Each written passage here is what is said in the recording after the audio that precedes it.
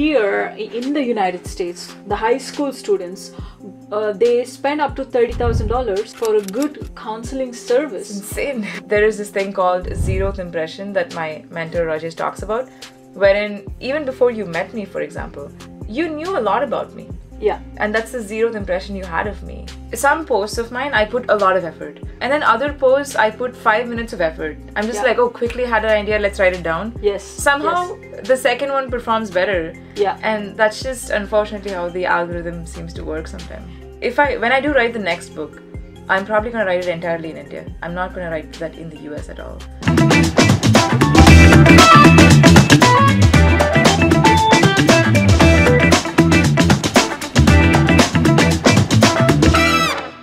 Hello and welcome to another fantastic episode of Pitch Cafe podcast. I'm here with a curious maverick, somebody who believes in exploring life so much so that she's had over 18 jobs in her life and she's written 2 books. Maybe she's writing her 3rd. Today, she's helping out anybody who wants to get a visa in the US, whether it's a student or somebody who's had a job in the US and has to go back to their home country because they don't have a visa. You have no idea what that pressure is. I have felt it.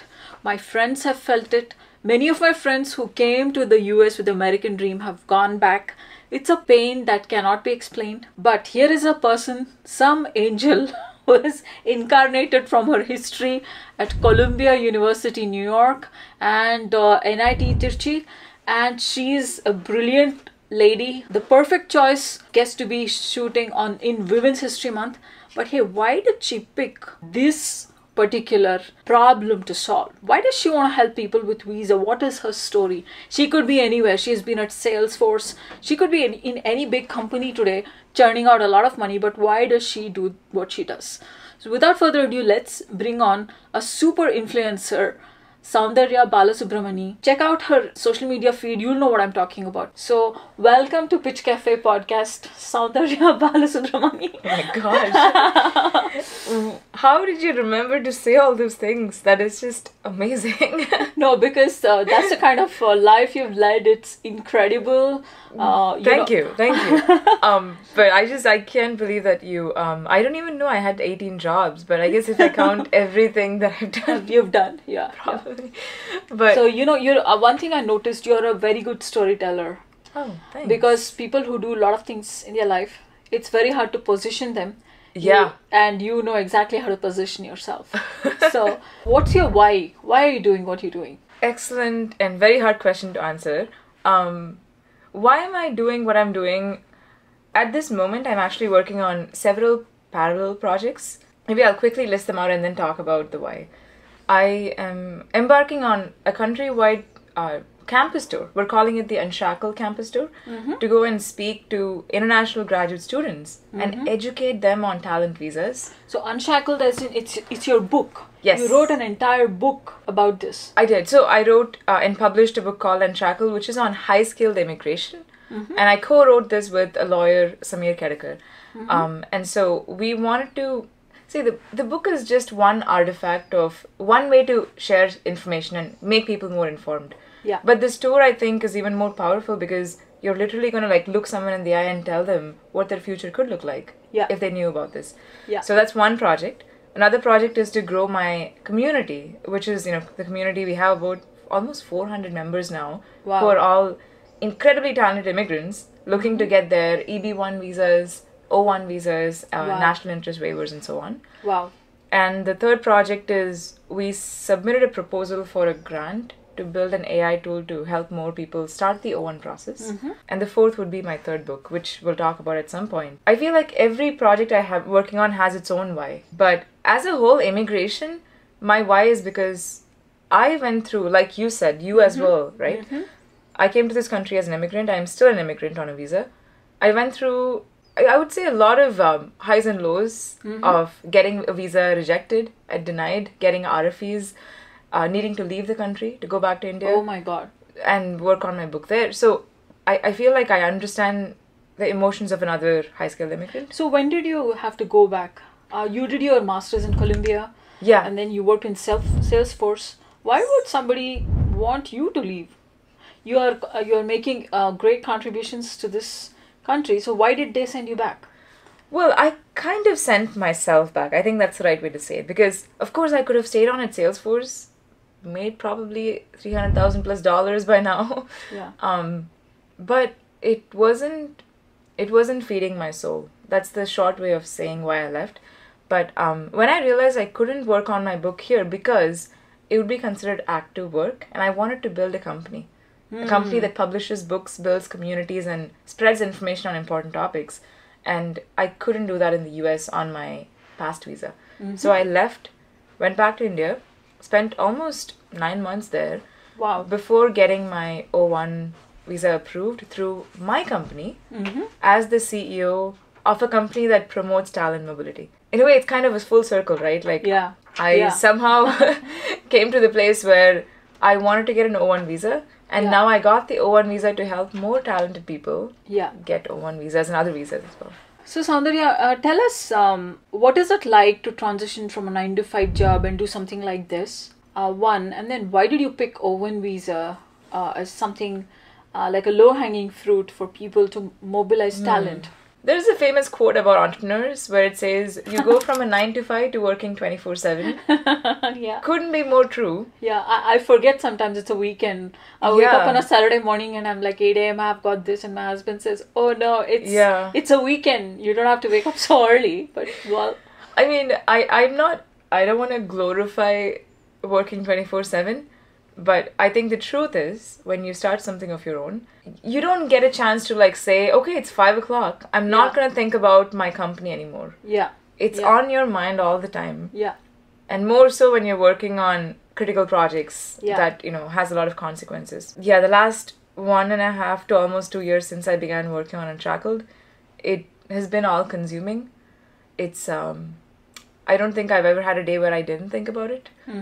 But I also see that that's what it takes to build something literally from scratch. Yeah. When there was nothing here and you build something. So that's what it feels like. And I'm very aware of the fact that, acutely aware of the fact that this is not sustainable. And I do need some separation. I'm trying to get that separation in small bits and pieces. Like, I'm going on a run every day. So that there's a time in the morning when I can just be by myself, listen to songs and with my own thoughts, and then spend the rest of the day working on the company. So so my day is pretty much like that too. But after I finish a chunk of work, I reward myself with music. I work out in the house. There's always a yoga mat next to my table. So I'm always stretching because otherwise it's very important to move. You sit on the desk all day and you're interacting with people virtually, not in person. I mean, it takes a toll on you, so you have to get out there. Absolutely. Now, why did you pick O1? What is with O1? Yeah.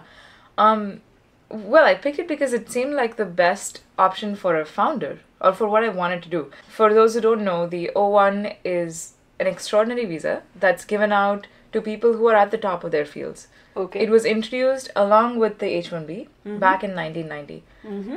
They put a cap on the H1B per year, but they never put a cap on the O1.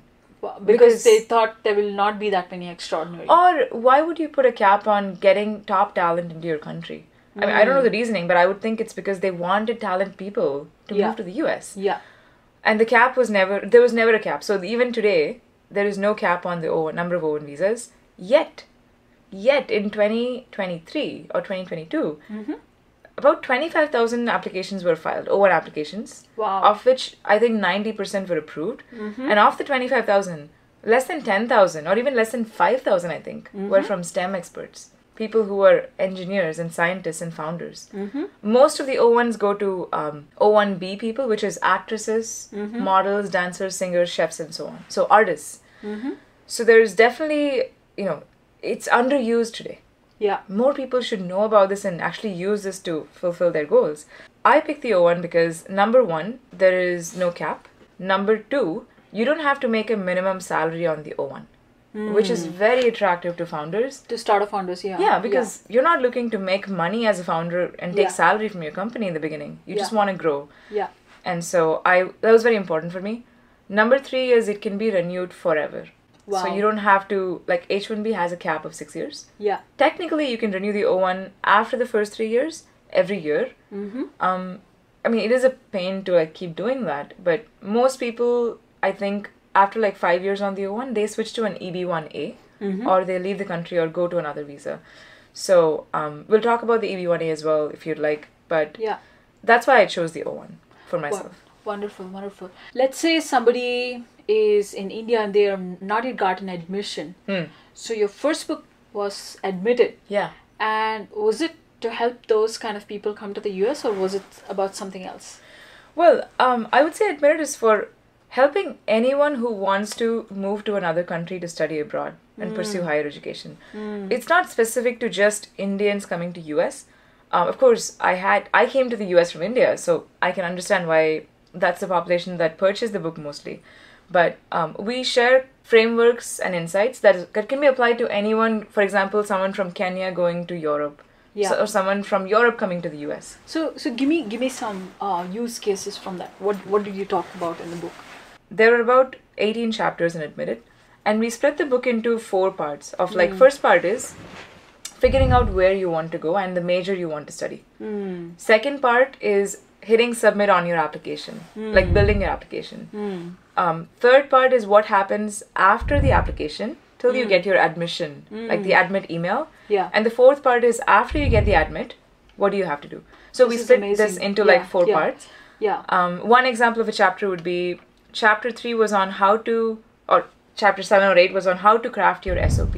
That's like, the statement of purpose. It is so oversubscribed, that service. Right.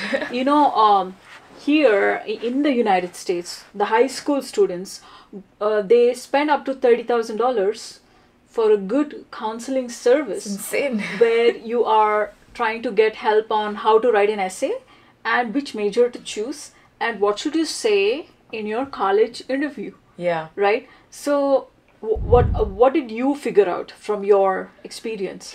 I never went through a counselor. I wrote my essays and got feedback from alumni. So I'm of the strong belief that you can do it yourself. Of course, it's going to take extra effort. Yeah. The book is kind of to make that process simpler. My findings was that I think in the SOP chapter, we talk about like 5 questions that you need to answer in any SOP. So I don't remember word to word, but I think some of the questions were obviously number 1, why do you want to go to this university? Yeah. Number 2, why do you want to choose this major in the university? Yeah. Third would be, what have you done so far in your life that makes you prepared for this major at this university? So like this, we laid out the questions that you need to answer and gave actual examples from top SOPs we found out there on how other people answered the questions. Amazing. So amazing. Anyways, that's an example. This is so relevant. So I'm an advisor at a college counseling startup, and they are building a AI co-pilot for high schoolers to track all their activities and also to get information from the college ecosystem on who they're funding and start aligning the high schoolers' activities to the college admission requirements, and so that the student is getting groomed to apply to those set of colleges. Let's say you like aeronautics engineering, and the colleges that have that course, they're kind of publicizing, they're looking for this in their students. Then the algorithm aligns the students' activities, like, hey, this summer did you do this project? Or so this is like something like what's in your book, or if you ever build an AI co-pilot, like the one you talked about in using your grant. This will be like a very cool feature to have. So you're kind of very tuned into this ecosystem. Your first book was about getting admission in United States for any international student, and your second book now is, once you're here, what do you do to keep the visa so you become a citizen or you continue to contribute in this country, right? Well, okay, I have to correct there because I can see how people think Unshackled is a way to do that.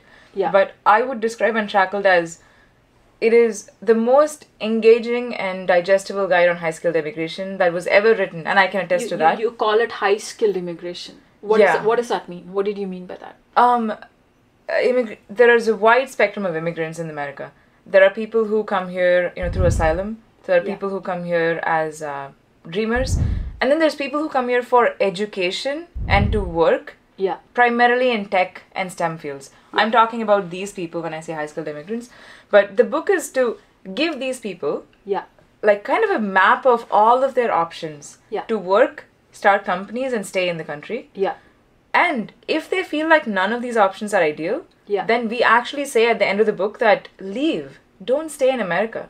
Yeah. Coming to America is not your goal. Yeah. Your goal is to have a better life. And if Yeah. America cannot give you that, go somewhere else. Go back to India, go to Canada, or wherever else in the world. Because the point of immigration is to upgrade your living standard. Yeah. It is not to go to a certain country. Yeah. No, I agree with So- you, because this is like a mad gold rush coming to the US. Yeah. And when I go to India, they talk like these guys have really amazing lives. They drive Mercedes and they live in enclosed communities. Wait, the people in America or India? The guys in India, Oh, okay. they are. But when I go from US to India, they treat me like I'm privileged, but I'm really not. My life here is the struggle every day, and they are living better lives. So I don't think people living there should regret that they did not have a chance to come here, because they're having perfectly good lives back home, and they should cherish that. And this is a choice I made, and this has given me some opportunity. So that's a great statement you made, and I'm glad you made that. Yeah, and honestly, I spent most of last year in India. I would say I had a lot of biases towards India before I went there last year. Because when I left, I was 21 years old, and I had a lot of issues when it came to freedom in India. Yes. In terms of freedom women, at college, freedom at especially, house. Yes.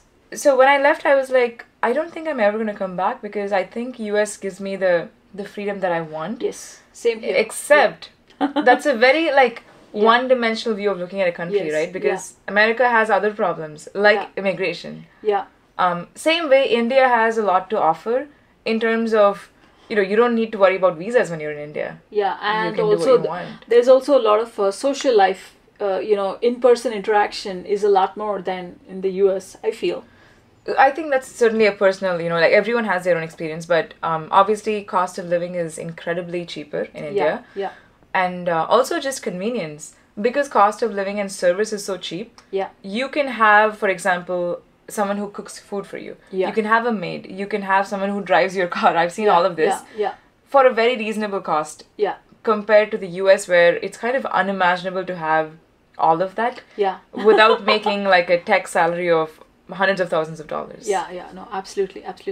So tell us, let's say there's a student sitting in, let's say Bangalore, and they want to come to the US, and let's say they sent all their applications. What is it that they can do to secure their admission? And then I'll follow up that question with your next level, Unshackled. Is there like a preparatory phase which I know is there in the book, but is there something else they need to be doing once they put in their application? Like, yeah, great question. There's like 10 things I can say. I'm thinking you of can keep what's the... emailing the admissions office and ask, did I get an admit, or what else can they do? Oh, yeah, I was not even going to recommend that. I don't think anyone should do that because admissions office goes through their own process. But I was going to say more, actionable things like you should look for scholarships. Yeah. I spent like 50 hours looking for scholarships, and I got 2 scholarships in the end, Wonderful. which covered 30% of my master's fee. Wonderful. So I would say first is spend time looking at scholarships. And even if you don't have a great GPA, there's still somebody out there who may give you a scholarship. So the fact that you have a scholarship, that helps you get a visa easier? Is it better? Does it help you in your interviews? I don't think so. Visa interviews? I yeah. doubt that. No, it doesn't. But it helps you with saving money. And so number 1 is that. Number 2, I would say, is prepare for the interviews. So some universities, they have a follow-up interview with you after you submit the application. Yeah. So I would say don't wait until you get that. Start Yeah. preparing for the interview. And we talk about that in one chapter in the book. Yeah. And third is immigration. Go read about OPT. Yeah. What can you do? What can't you do? Go Yeah. read about the O1.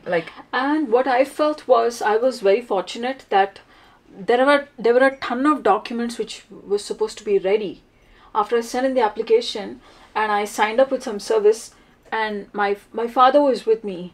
But in a lot of my friends' cases, they did everything on their own, and it was a lot of work, like what documents to prepare, what income statements to keep ready, because the visa guy is going to ask, will you be able to support yourself through the education? Absolutely. And you're supposed to sound like you're going there only for education and not for other things. Yes. You can't show any sort of intent to stay there permanently. Yeah. So that being said, now the student is let's say they prepared for scholarship, they are preparing for the next round of interviews. Now, what is the difference in the prep work of a student who gets into some place like MIT or Columbia or Yale or Harvard like you did, and why do some students don't get in? What is the extra prep they do there?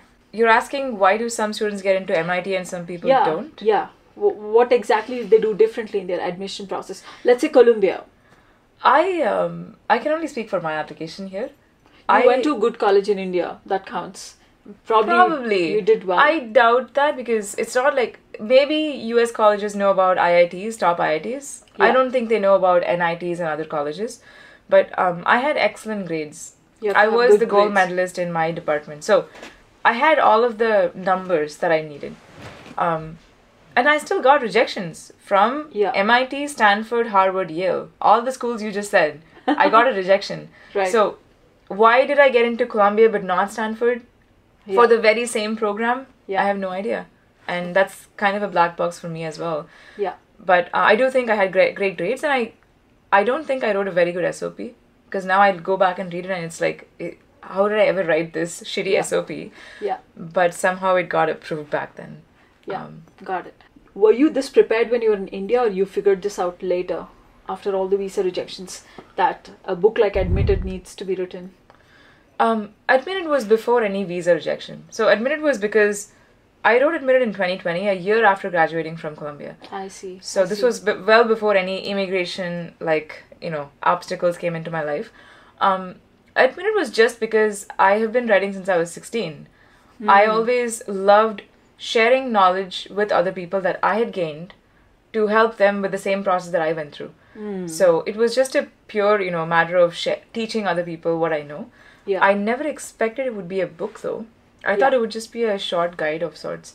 But 9 months after writing it, it was clear that we wrote 368 pages.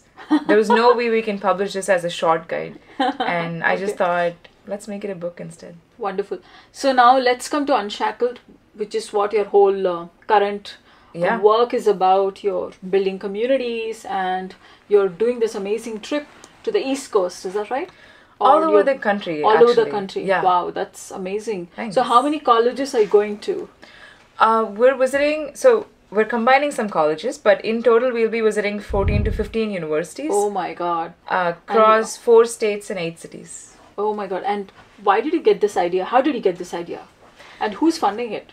Great question. Great 3 questions. So, why did I get the idea? November 21st or 19th, I was having lunch with my professor from Columbia, Chuck Garcia. I was in New York at this point, and he casually said, why don't you come to Columbia and speak? And I was like, yeah, I've been thinking about it, but just, timing didn't align.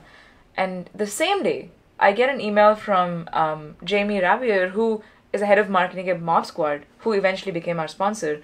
And she said, if you're ever planning an event for Unshackled in New York, we may be interested in partnering with you. So it felt like, how did 2 people on the same day tell me something similar? Some synchronicity. So maybe it's a sign, and I thought about it more deeply after that. Very much like how Admitted went from a short guide to a book, this idea went from let's speak at Columbia to let's do a countrywide tour across all these universities spanning 4 states. So it grew with time. Wonderful. Is my point. Wonderful. So what are you planning to do here in the different universities? What is your plan? Yeah, and before that, to answer your question of funding, it is a free tour for all the students, but that is only because we have some wonderful partners and sponsors on the back end, like Mob Squad. We have, for each of the states we're going to, one law firm. Like California, we have Greenberg Traurig, and then we have New York, Summit Legal, Texas is Gonzalez Olivieri, and Boston is Bay Area Immigration. So all of these people sponsoring this is what made it free for the thousands of students who are going to attend this event right now. And so there is a lot I can say about how to raise sponsorships, if you want to talk about that. But why don't you give us 1 or 2 nuggets? Like, there are a lot of solopreneurs I work with. They give up on their dream because they can't they don't have sponsorship?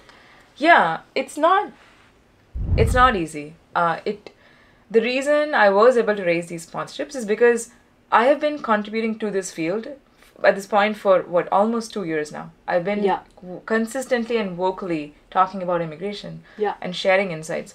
So I do think at this point I've kind of have an image of someone who's been contributing for a while, that it's more easy now to raise sponsorship than it was 2 years ago. So you have to constantly contribute. I do think so. I think social media has a lot to play in the role of how people see you. Yeah. There is this thing called zeroth impression that my mentor Rajesh talks about, wherein even before you met me, for example, you knew a lot about me. Yeah. And that's the zeroth impression you had of me because of LinkedIn and all these other media. Just like I had the same of you. So I think everyone needs to focus on building their zeroth impressions online. Yeah, digitally. Yeah. Digitally. Yeah. So it's easier for them to raise these things later on. Yeah, but there's also this hard question. You go there and say, hey, I want to do this. Can you pay? So you'll have to explain to them what's in it for them. Of course. Absolutely. How do you explain to someone what's in it for them when everything you're doing is probably to promote your agenda? How do you explain that? Well, first of all, I think you need to have a very solid pitch that whatever you're about to do is going to benefit them for sure. Because otherwise, there is no point in trying to pitch this to them. Yeah. And so we spent a lot of time going over the sponsorship deck and the pitch document to keep thinking of what kind of benefits can we add for these partners so that they truly do benefit from coming on this tour with us and talking to students. When you say we, it's your co-author in Unshackled. No. Samir is not involved in the preparation of the tour. But I'm talking about we as in me and Narayan, who's been working with me the last few months to set up this tour. Wonderful. He's still in college, but he's been excellent. But I also mean Rajesh, who's been advising me on this. Yeah. So we had to come up with like a solid pitch first. And once you have a very solid pitch that has a lot of value, then it's more about how do you tell the story? Yeah. And it's purely numbers after a point. Yeah. Like, I think I've sent over 200 cold emails in the last 2 months. I lost track of it at this point. Only because I kept rigorously trying every single day. That's what I've been figuring out. You talk to these other social media influencers, right?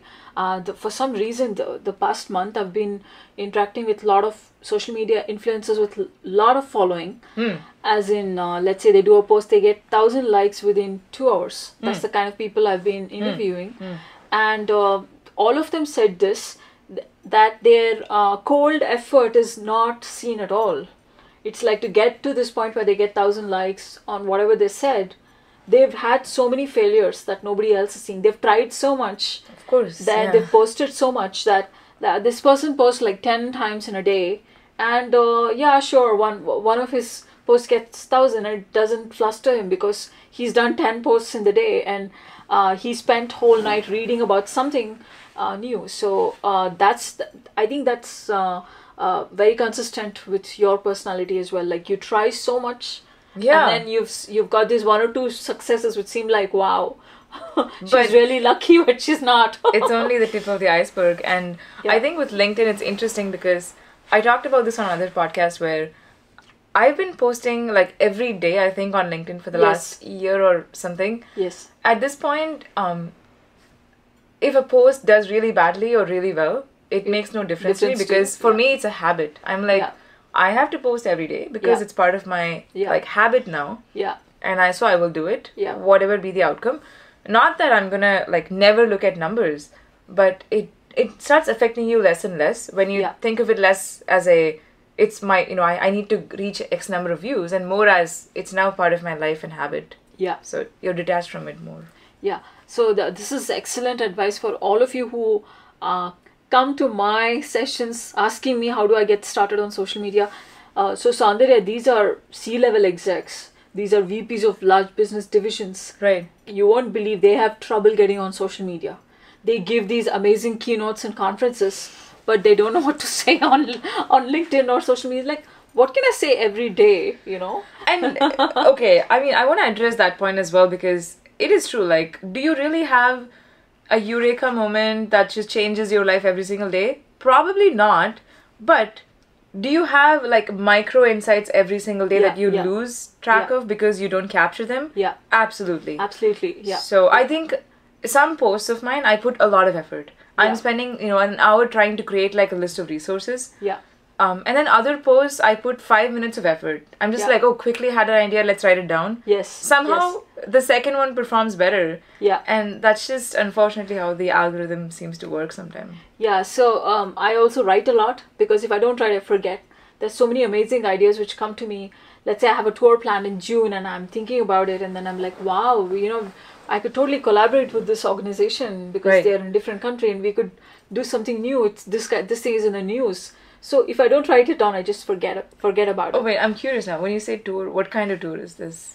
Oh no, I just like I'm going around with some friends, but I did a book tour in 2018, and I actually partnered with MIT that time. It was Amazing. one of the best decisions of my life. Amazing. Because they had a workshop in one of the best colleges in the country, and I just had to put my books there, and all these guys who would come to the workshop, they would attend it and pick up a book and pay me on the way out. So we sold so many copies. Amazing. And they've all become my friends for life. Like, because they read the book, I bonded with them, and then we meet whenever I go to India. So it just those are thoughts which came. Maybe I was in the shower, I was driving somewhere, or I was just thinking about it. So I did multiple tours like that. I also did a tour just doing videos, and it became like a video bank, and I started my YouTube channel. I did videos worth for about 1.5 years, and we just sliced and diced and kept posting for a year. Fantastic.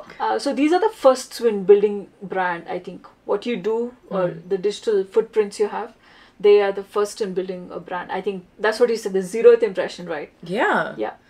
I didn't know any of this. That's amazing. No, it's okay. This is my part of the struggle, but let's come to yours. You're running a business and you're writing a book, and you have a personal life, your family back home. Is that right? Yeah. How do you balance all this? I know you go running in one, but do you travel a lot to keep both worlds sane, or? Oh, that's a good question. The last year I have been shuttling back and forth almost like every 3 to 6 months from India to the US. Yeah. And- I think that's a good idea because a lot is happening in India right now, and it keeps you in tune with the visa issues the guys are facing, right? Oh, kind of, but my motivation to go to India last year was to write my book. Yeah. And the last 2 months I was in Bangalore. I didn't have to go there, but I went there because, I have 2 team members in India, and I wanted to work with them in person. Yeah. But I also just loved Bangalore. I loved the kind of support that I had there from friends. There's so many co-working spaces, right? I mean, My so much friends had happening. an office space, so I could just use it. But there is a lot happening, as you said. Yeah. The thriving community of founders are there. Yeah. And it's cheaper. And they have all sorts of problems getting to the US. If you talk to founders, they're stuck in so many places. They're they did a Series A in India, now they want to come to US and expand business. They're like, we're so big here, how do we come to the US? It's a different visa problem. It's I agree. I don't know anybody in the US kind of problem, or how do I break the first ice, that kind of problem. The funny thing is, one of my friends called Shri, they're doing a Bharat Saas Yatra, which is like a yatra across India, visiting like some, 26 cities to interview SaaS founders. And he was telling me that one of their core goals at the end of the yatra is to help as many of these founders get O1 visas as possible. And he said, at that point, I'm going to come to you for help. And I was like, absolutely, like whatever you need. That's a good partnership to think about, yeah. Yeah, a lot of SaaS founders want to come here. The Bangalore has a lot of SaaS, and even deep tech founders, SaaS and more so deep tech. Right. They're able to code and build those complicated stuff, or they're able to provide outsourced talent for the US companies which are building expensive infrastructure. Like let's say they're building the back end for something like a DeepMind. They will need to outsource a lot of work. So that's what I have been hearing. Yeah. I mean, I personally have been, if you follow my LinkedIn, I've talked a lot about India the last 6 months and kind of the tech, AI, 5G evolution happening over there. Yeah. But to answer your previous question you asked about balance, and I actually foresee the next 2 years, I'm going to keep going back and forth every 3 to 6 months. After the book tour ends here, I am planning to return back to India in June for a while. And when I do write the next book, I'm probably going to write it entirely in India. I'm not going to write that in the US at all. Wow. So I think I found the balance that India is excellent for writing books, and US is great for growth and marketing and stuff. marketing, promotion, any sort of growth. Yeah, wonderful. Yeah. So on that note, I know we could speak forever. There's a lot common. Yeah. You know, I work with edtech startups, and college admissions is at the core of our efforts. And not one, just so many startups. And I work very closely with B2B SaaS community here, and also the AI founder community, where their talent is in India, but they're building the product here. So there's so much of a visa scenarios shaping up in all of these. So wonderful. Any last thoughts on what to expect from your tour, or generally on how audience can reach you? And so they can visit tour.readunshackled.com, and that's where we put the schedule of all the universities. And by the way, a lot of people have been asking me, can I attend this as a not a student? Yeah. Because I'm not a student at, say, Harvard. Exactly, yeah. We, I think in each of the cities, there's one event that is open to public. Got it. For example, in SF, the UC Berkeley event is open to public.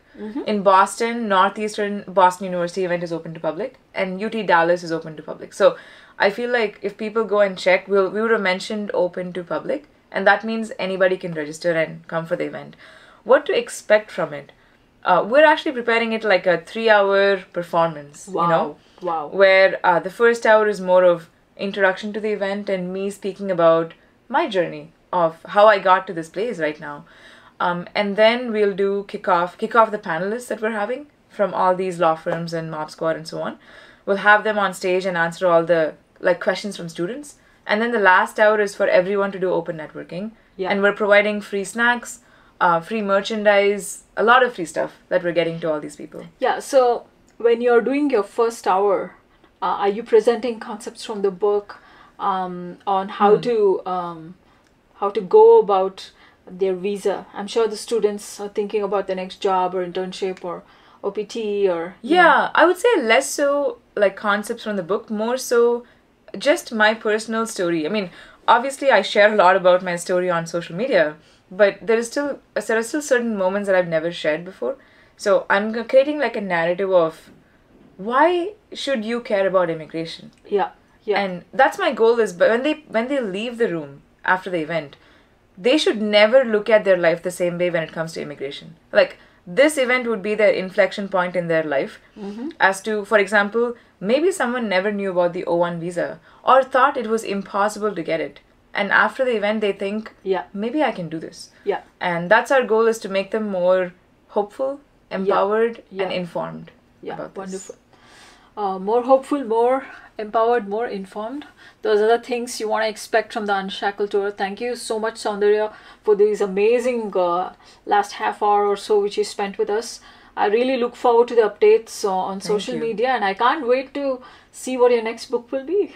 Thanks so much. This was fantastic to sit down and talk to you, which is so rare because it's all virtual these days. Yeah. Thanks so much for this. Thank you.